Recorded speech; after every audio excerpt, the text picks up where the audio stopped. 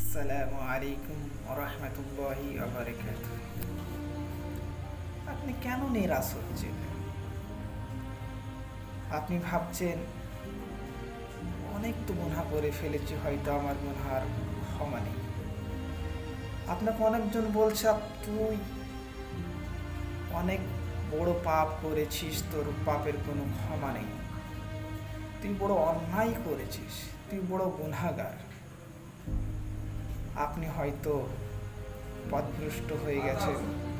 আপনাকে হয়তো কে বলেছে তোকে পীর ধরতে হবে, অলি ধরতে হবে, না হলে তোর জান্নাতে যাওয়া অসম্ভব। কারণ আল্লাহ তাআলার সাথে বান্দার ডাইরেক্ট সম্পর্ক, কারো প্রয়োজন নেই।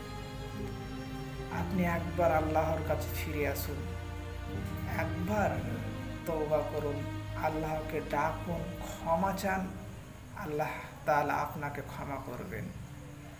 ক্ষমা করার ব্যাপারে কারো পরোয়া নেই। আনাস রাদিয়াল্লাহু তাআলা আনহু হতে বর্ণিত, তিনি বলেন, রাসূল সাল্লাল্লাহু আলাইহি ওয়াসাল্লাম বলেছেন, আল্লাহ তাআলা বলেন, হে আমার আদম সন্তান, তোমরা যতদিন আমার নিকট আসবে এবং ক্ষমার আশা রাখবে, আমি তোমাদেরকে ক্ষমা করব।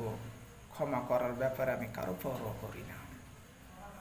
হে আদম সন্তান, তোমরা যদি গুনাহ করতে করতে আকাশ পরিমাণ পৌঁছে যাও, তুমি আমার কাছে আসো, ক্ষমা চাও, আমি তোমাকে ক্ষমা করব।